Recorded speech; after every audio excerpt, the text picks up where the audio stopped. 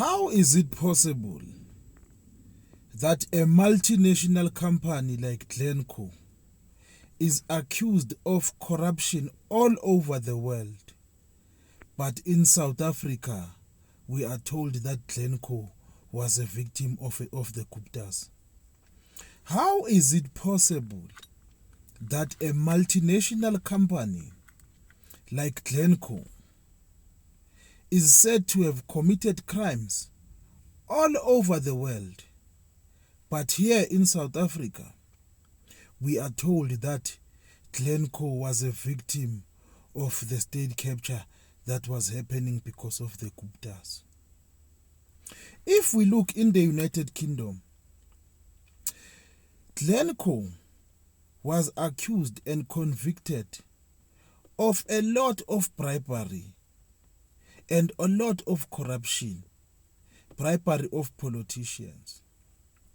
And then if we also move to America, in a state called New Jersey, we find that the same company Glencore was found guilty of bribery and corruption. And then we go to West Africa, in Ivory Coast, and all of the other countries in West Africa.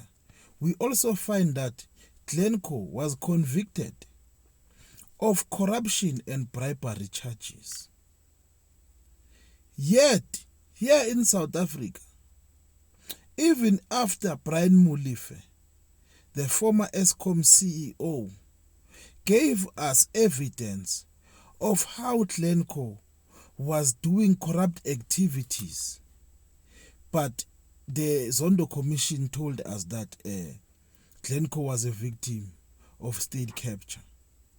How is it possible that Glencore is a criminal organization all over the world, except in South Africa?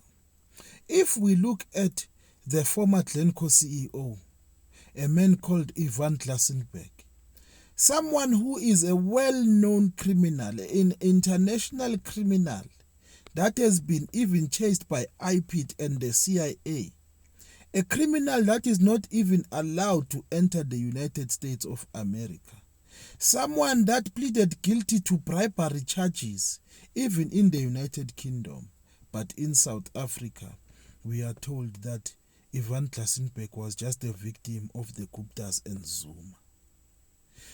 Indeed, the man in Nkandla was right when he said we live in a funny democracy.